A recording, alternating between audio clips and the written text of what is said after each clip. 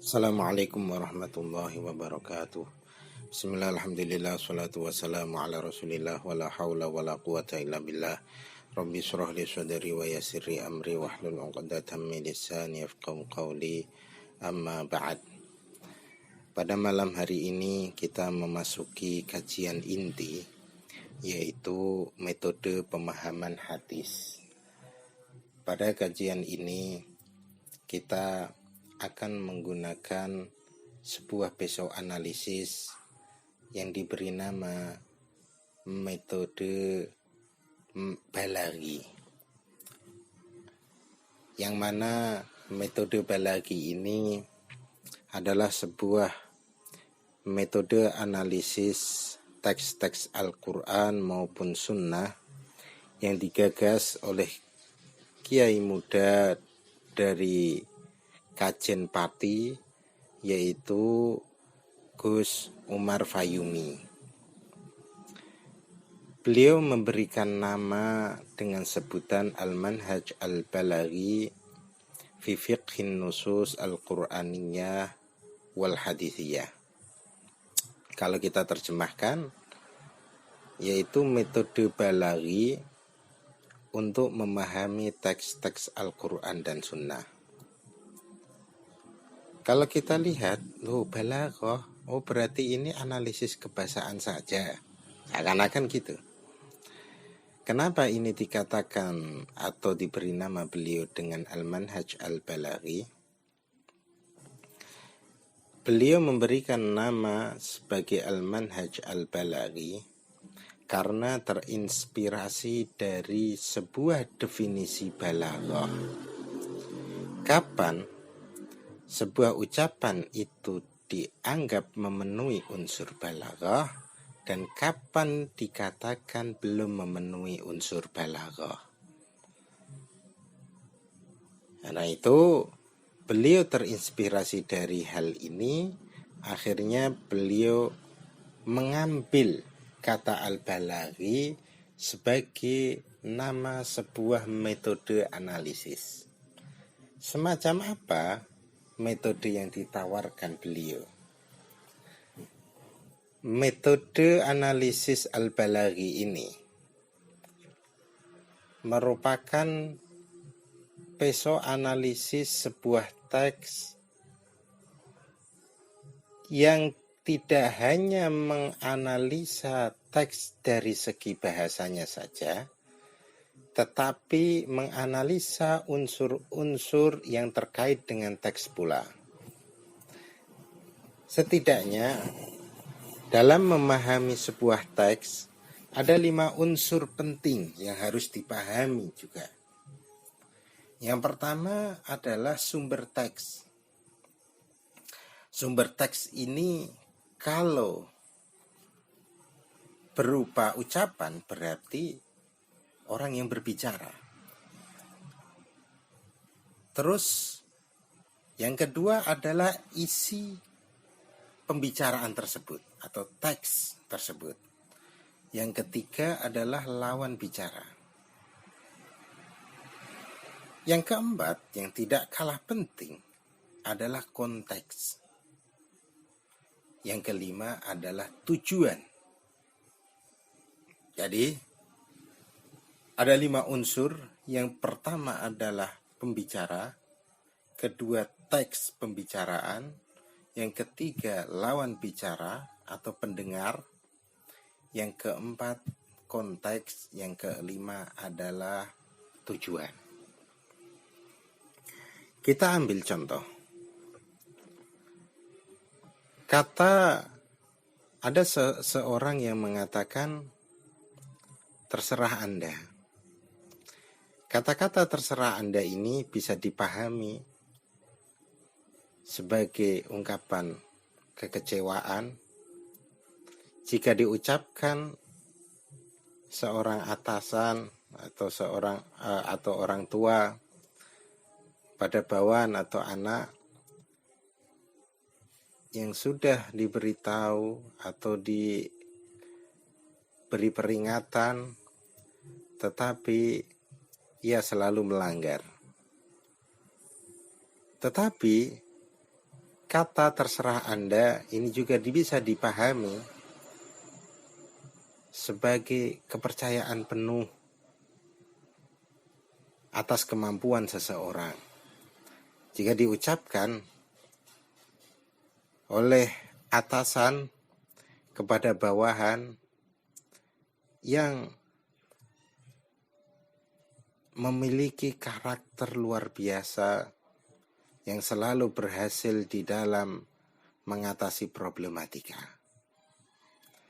Jadi sama kalimatnya, tetapi akan mengandung makna yang berbeda karena terkait 5 unsur tadi. Pembicara dikasih nama sebagai mutakallim, terus teks diberi nama nas, dan lawan bicara mukhatab, tujuan aghrad, konteks adalah maqam. 5 unsur inilah yang akan kita bahas di pertemuan hari ini atau pertemuan malam ini dan pertemuan-pertemuan yang akan datang. Kita akan menganalisa masing-masing unsur ini. Kemungkinan besar setiap unsur kita membutuhkan beberapa kali pertemuan. Karena ada beberapa unsur yang membutuhkan kajian yang lebih mendalam dan kajian yang luas. Dan ada beberapa unsur yang mungkin 1 kali pertemuan sudah cukup. Kita kembali kepada unsur pertama, yaitu sumber teks. Dalam kasus ini adalah Rasulullah Shallallahu Alaihi Wasallam sebagai sumber hadis atau sumber sunnah. Sebelum kita berbicara tentang teks sunnah tersebut, kita harus memahami dulu sosok Rasulullah Shallallahu Alaihi Wasallam sebagai sumber teks. Kenapa kita harus memahami hal tersebut? Karena sosok Rasulullah Shallallahu Alaihi Wasallam itu memiliki banyak dimensi. Beliau sebagai manusia, beliau sebagai seorang nabi dan rasul, beliau sebagai seorang suami, beliau sebagai seorang ayah, beliau sebagai seorang kakek, beliau sebagai seorang mufti, beliau sebagai seorang qadhi, beliau sebagai seorang kepala negara. Jadi di dalam sosok Rasulullah Shallallahu Alaihi Wasallam memuat banyak sosok, memuat banyak karakter-karakter tertentu. Ketika Rasulullah Shallallahu Alaihi Wasallam melakukan sesuatu atau bersabda sesuatu, sosok-sosok tersebut itu harus juga diperhatikan. Terkadang ketika Rasulullah Shallallahu Alaihi Wasallam sebagai sosok seorang ayah atau sebagai sosok seorang kakek berinteraksi dengan anak atau cucunya, tentu akan berbeda lagi cara berinteraksi beliau sebagai kepala negara saat interaksi dengan musuh.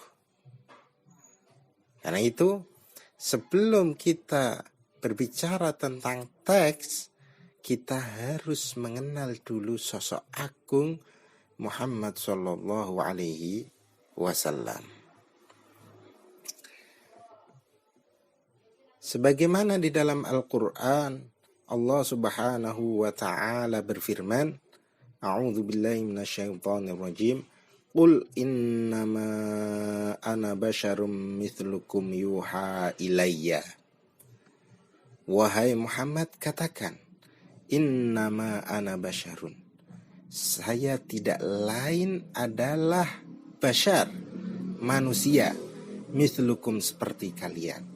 Yuha ilayya, yang diberikan wahyu padaku. Begitu juga firman Allah, Qul subhana rabbi hal kuntu illa basyarar rasula.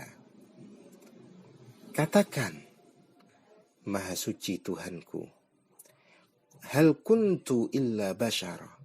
Saya tidak lain kecuali manusia, rasula, yang menjadi rasul. Dari dua ayat ini kita pahami ada dua sosok di sini. Di dalam satu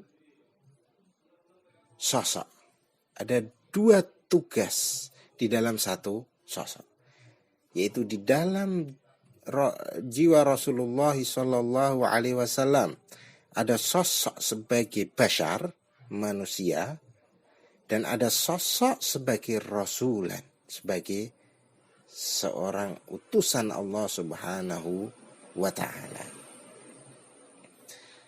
Dari sini kita harus memahami bahwa apa yang dilakukan Rasulullah Sallallahu Alaihi Wasallam dan disabdakan Rasulullah Sallallahu Alaihi Wasallam tidaklah satu sosok, tidaklah satu karakter.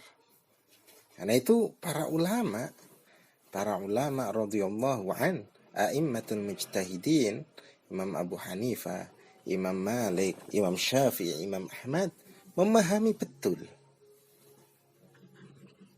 terhadap sosok Rasulullah Shallallahu Alaihi Wasallam tersebut. Kalau dalam istilah dulu ini namanya tasarrufu Sayyidina Muhammadin Shallallahu Alaihi Wasallam. Bahwa ada kalanya Rasulullah Shallallahu Alaihi Wasallam berposisi sebagai manusia normal, dalam artian karena beliau sebagai manusia bukanlah sebagai malaikat. Kenapa diturunkan Rasul dari unsur manusia tetapi tidak unsur dari malaikat? Supaya kita bisa jadikan Rasul itu sebagai panutan yang baik, uswah hasanah secara sempurna. Jadi saya ulangi lagi, bahwasanya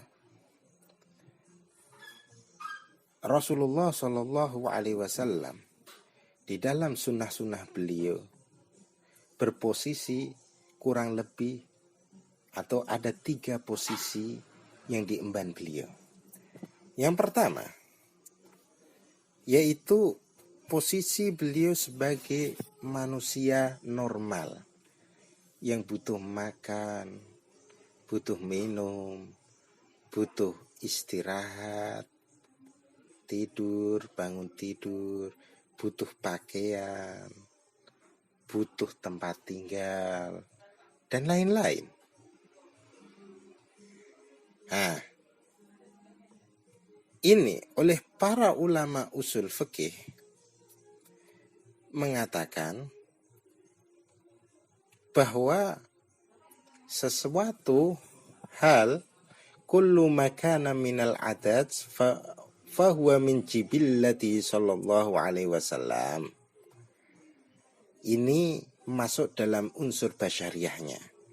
Jadi setiap hal yang dilakukan atau diucapkan Rasulullah sallallahu alaihi wasallam dan kategorinya adalah sebuah rutinitas, sebuah adat, sebuah rutinitas tertentu, seperti bahwa beliau suka makan kikil, beliau suka makan labu kuning, beliau suka makan manis, beliau suka minum susu, beliau tidak suka makanan yang panas, beliau suka pakaian dengan warna tertentu.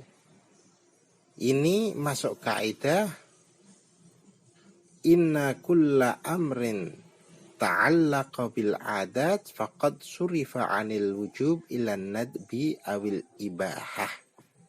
Menjadi kaidah umum, setiap perkara yang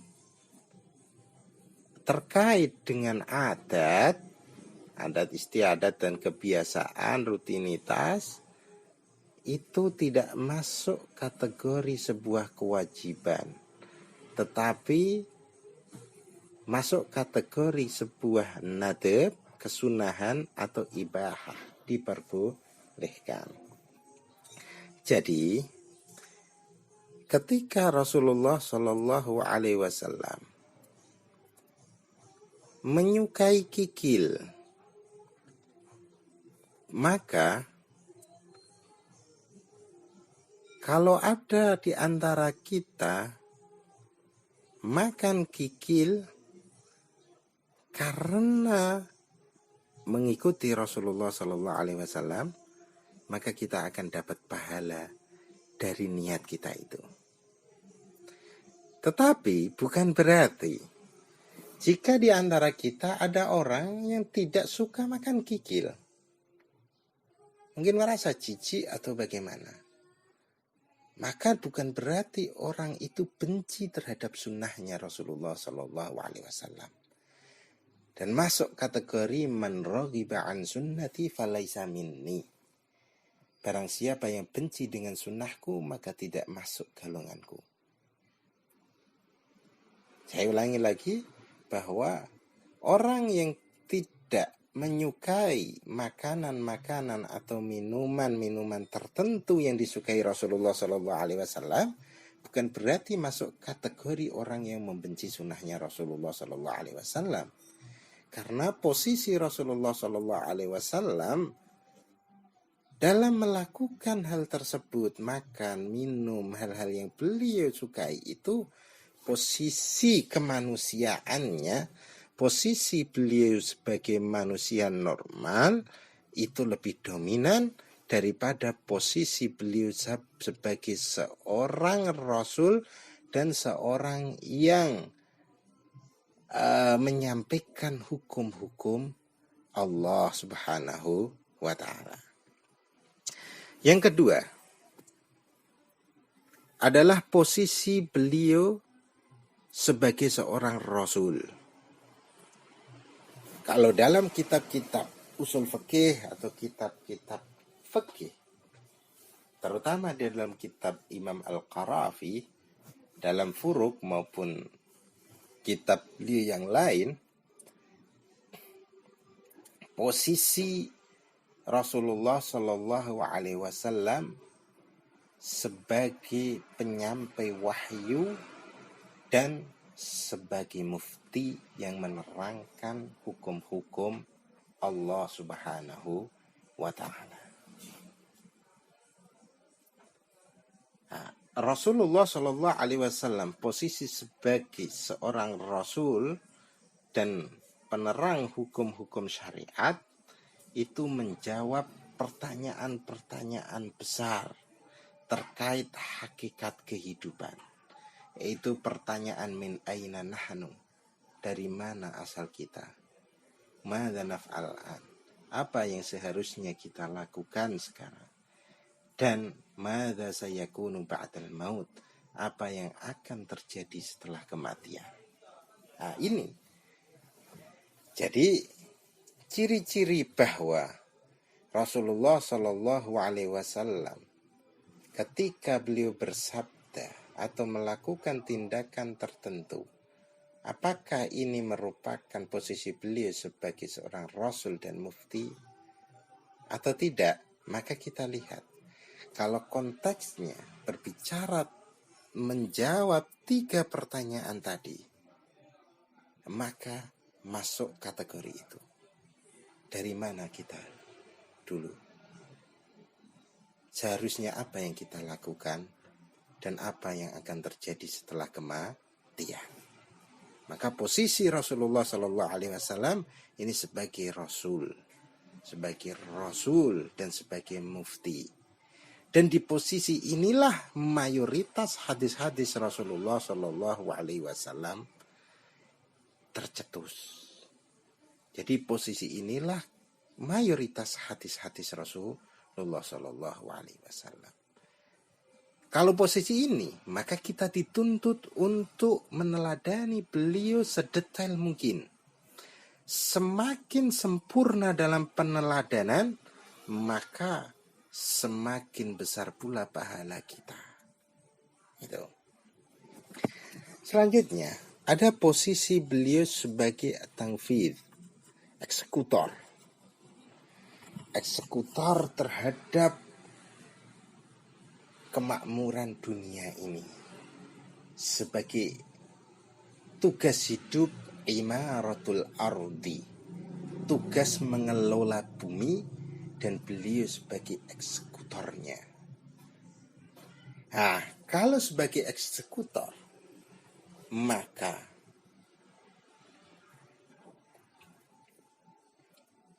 Rasulullah Shallallahu Alaihi Wasallam sudah diberi izin oleh Allah untuk melakukan, memilih, berijtihad sesuai dengan kemaslahatan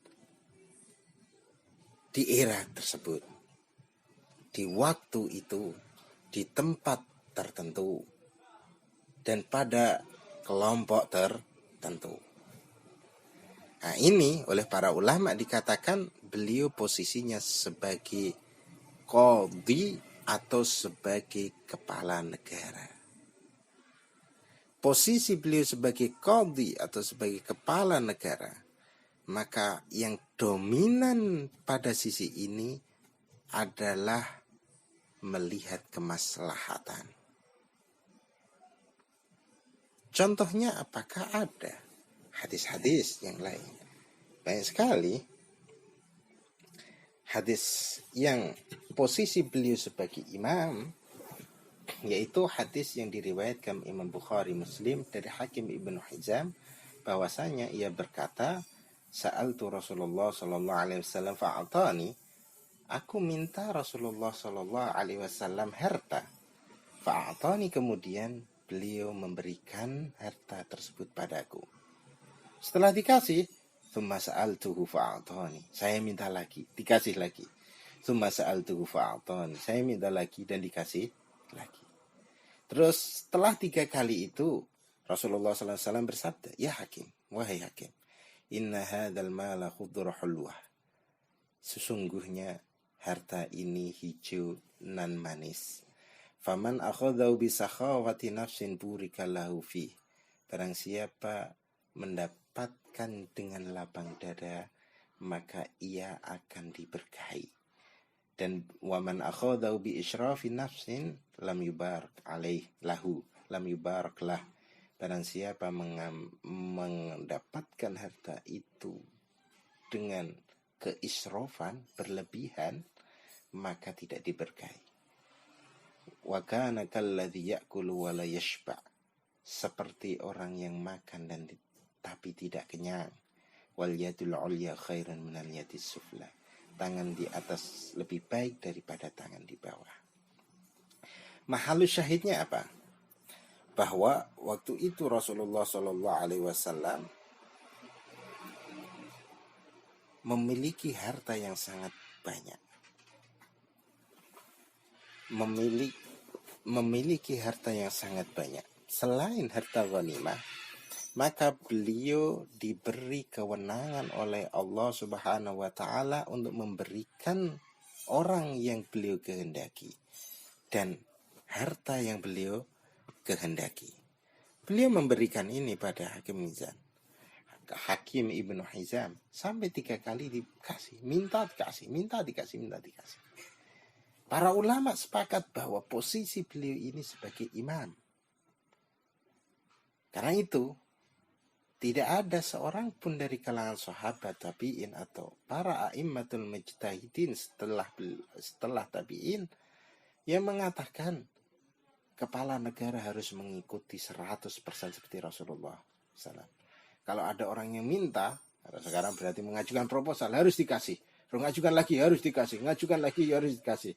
Orang yang sama 3 kali mengajukan proposal harus dikasih terus. Tidak ada yang mengatakan itu. Tapi semua ini berdasarkan kemaslahatan yang dilihat oleh seorang kepala negara atau seorang pimpinan. Ini adalah posisi ketika beliau sebagai seorang pimpinan sebuah kepala negara lebih dominan kemaslahatan. Nilai maslahah itulah yang dianut. Nilai-nilai umum kemaslahatan itu yang kita anut. Tidak menganut secara parsial 100% A sampai Z-nya. Tetapi nilai-nilai kemaslahatan itu yang harus kita anut. Mungkin ada yang tanya, wah bingung. Mungkin saya bingung ini membedakan 3 hal tersebut. Ya, jadi saya ulangi lagi bahwa posisi beliau ada 3 hal. Ada 3 posisi. Posisi sebagai manusia normal, posisi sebagai rasul, dan posisi sebagai kepala negara. Dalam memahami sebuah hadis, kita harus melihat posisi beliau dari 3 aspek ini.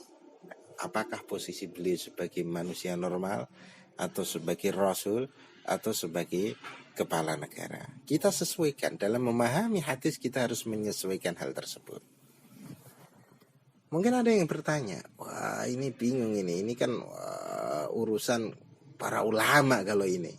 Para a'immatul mujtahidin, para intelektual yang bisa memahami ini. Bagi orang awam bagaimana caranya?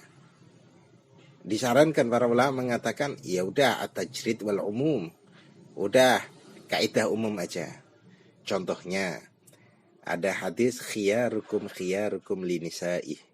Sebaik-baiknya kalian adalah yang paling baik pada istri-istrinya. Ini kalau diambil kesimpulan berarti ihsanul mar'ah, yaitu melakukan kebaikan, berbuat baik kepada sang istri. Ini yang kita pegang. Ini adalah hadis umum yang kita pegang, pedoman bagaimana kita berinteraksi dengan istri kita. Adapun nanti ada hadis bagaimana Rasulullah Shallallahu Alaihi Wasallam kadangkala marah terhadap istri beliau. Terus hadis bahwa Rasulullah Shallallahu Alaihi Wasallam berlari-lari dengan Sayyidah Aisyah, balapan lari itu. Ini adalah sisi basyariyah beliau yang mencerminkan berbuat baik dengan istri. Kita tidak harus, wah berarti berbuat baik dengan istri itu ya harus lomba balapan lari dengan istri. Kalau tidak itu berarti kurang sunnah. Kan begitu. Intinya adalah berbuat baik dengan istri. Adapun tata cara berbuat baik dengan istri itu berbeda-beda. Satu orang dengan orang lain akan berbeda. Satu tempat dengan tempat lain akan berbeda. Ini memudahkan kita memahami semacam itu. Mungkin cukup sekian dari saya, kurang lebihnya mohon maaf. Wallahul muwaffiq ila aqwamit thoriq. Wassalamualaikum warahmatullahi wabarakatuh.